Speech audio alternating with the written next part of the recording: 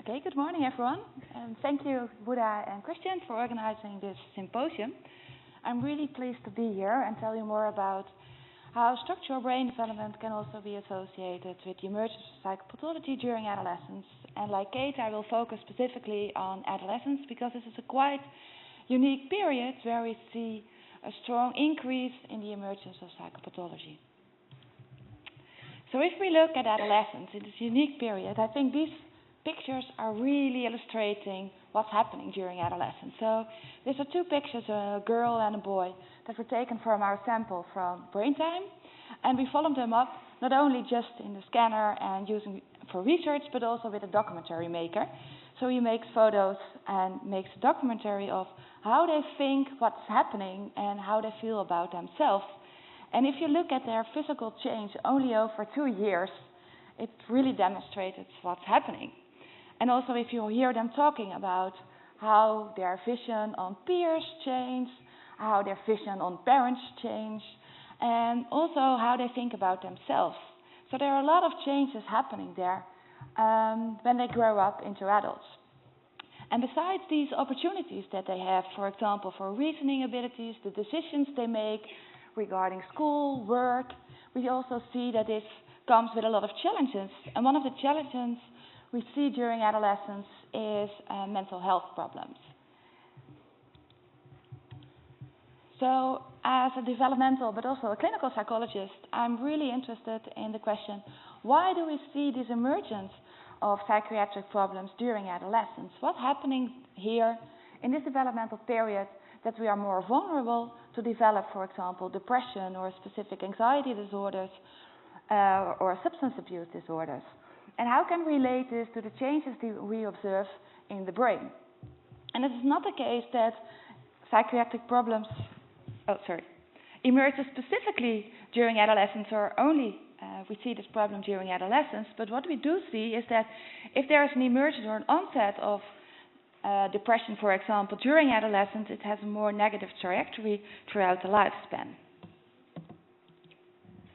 So I would like to show you 2 examples where we use the brain time data set and looking to the relation between structural brain development and mental health issues, specifically depression and externalizing behavior problems.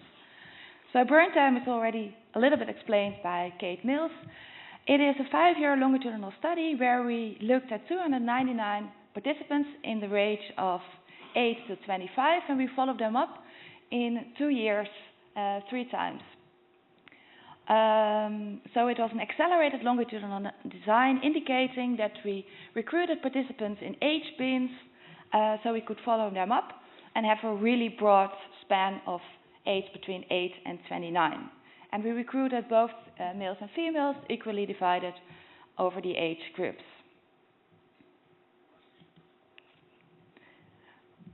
We measured a lot of data, but for now I will focus on structural MRI and self-reported data, and we use the back depression inventory to do so.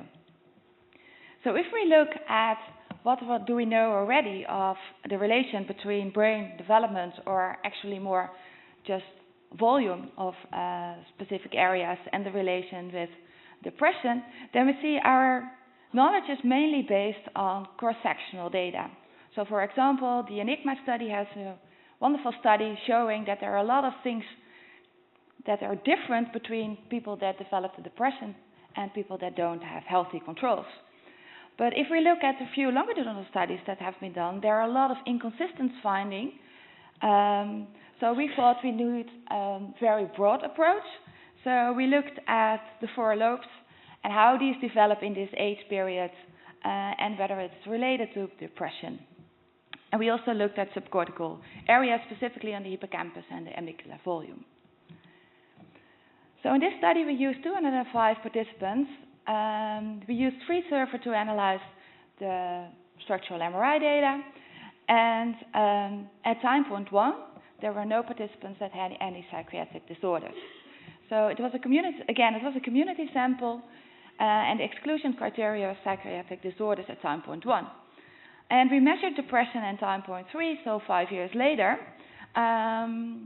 from participants that were of the age of 13 and older.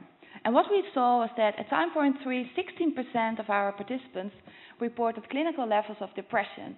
And this also indicates the high emergence of, example, depressive symptoms during adolescence. And this is also related to prevalence studies in larger samples. So we had 522 scans of good quality, and we took the 4 lobes, as I just explained earlier, and we looked at linear mixed models to analyze how does the cortical thickness and surface area develop across age, and we looked whether this also was related to differences between the group. So we grouped participants that had no clinical levels of depression with a group that showed clinical levels of depression, and we excluded the subgroup that showed subclinical levels of depression. On the other hand, we also looked whether it was related to dimensional approach, so being mentally ill to mentally healthy. So having no depressive symptoms to having severe depressive symptoms. And what we saw here was on the y-axis we have frontal lobe cortical thinning, and on the x-axis age. And we looked at the developmental trajectory of participants that did not show any symptoms of depression, and that was with the black line. So we see both the group level, so this is the black line, and the individuals that are here presented by dots, which is connected by lines indicating time point 1, time point 2, and time point 3.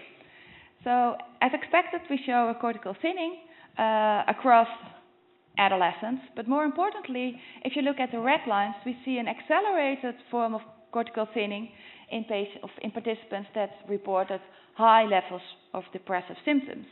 And we found this both in the group level, so comparing participants with reporting no clinical symptoms of depression and participants that reported high levels of depressive symptoms, but we also find this if we look at the continuous. So on the dimensional scale, we see the same pattern, indicating that it is not only a classification that matters, but also on the dimensional scale. It is really useful to look at this.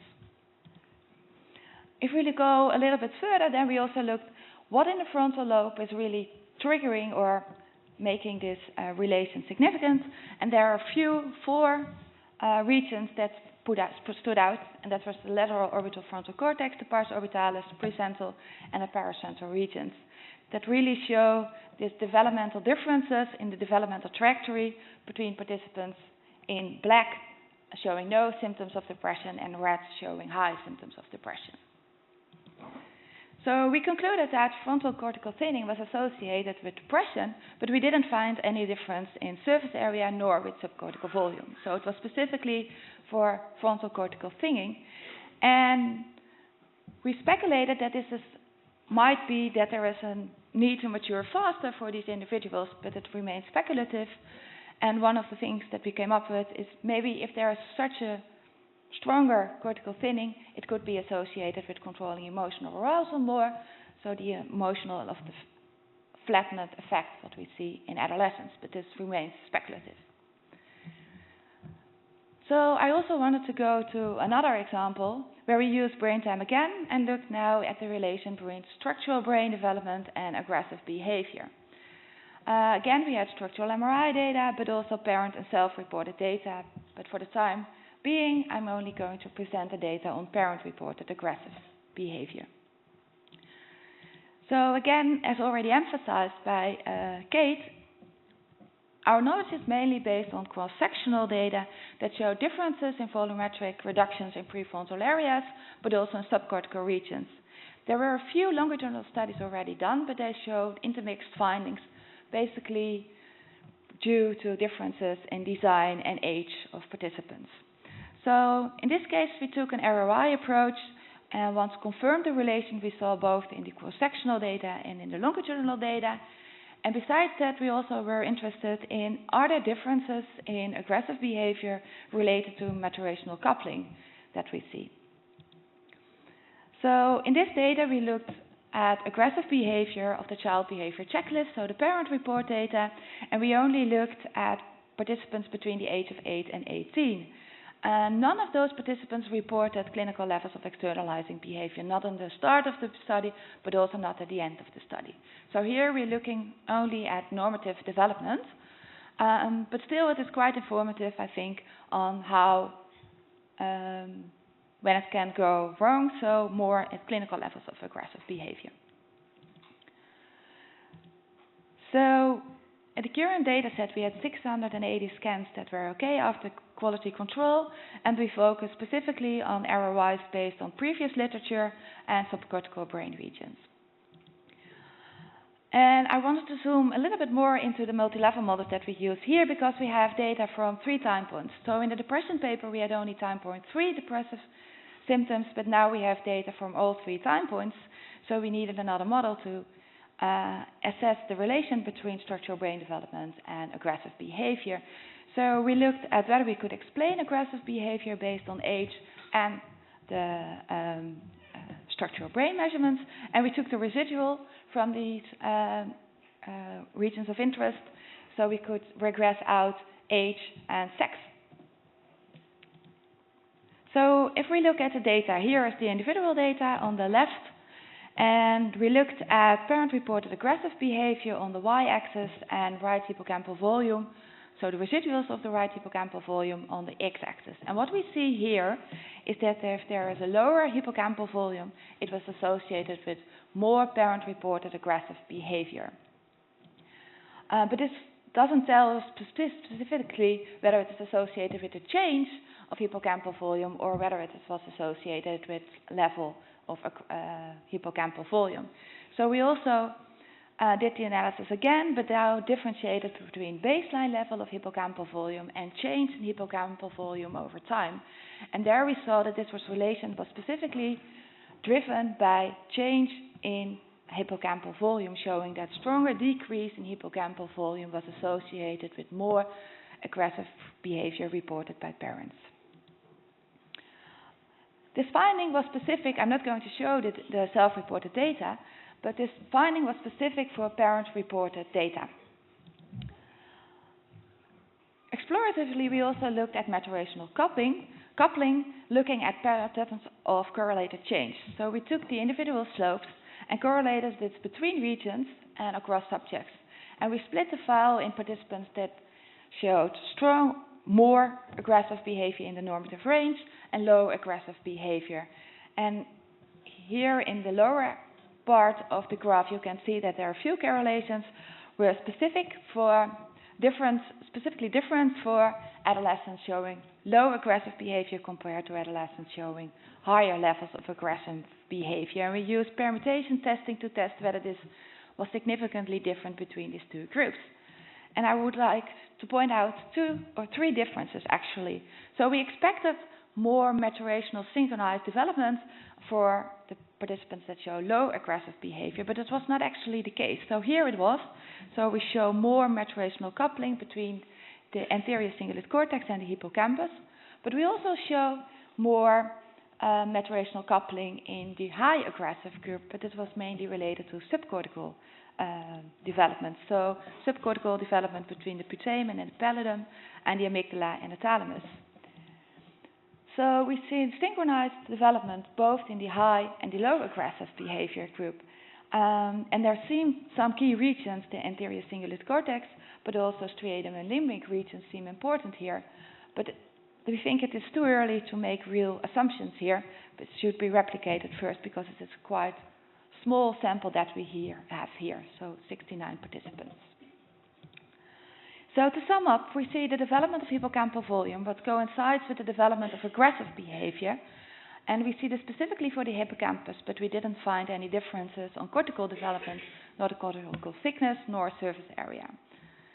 Exploratively, we also see that there is a role for synchronized development in aggressive behavior. And I would like to conclude with, I think it's really important to study adolescence and the longitudinal data to show how can we explain this peak of emergence of psychopathology, but also that after the emergence of psychopathology during adolescence, why it is flattened during the lifespan. And I think that focusing on trajectories is essential to capture individual differences and also to show to its relations to psychopathology. And we use a normative sample to know more about the relation between normal behavior and understanding atypical behavior. And I'd like to conclude with thanks to the participants that participated in our study and my collaborators, specifically Eveline Kroone, who started this study in Leiden, the Brainstem study, and Christian Tamnes. And I would like to thank you.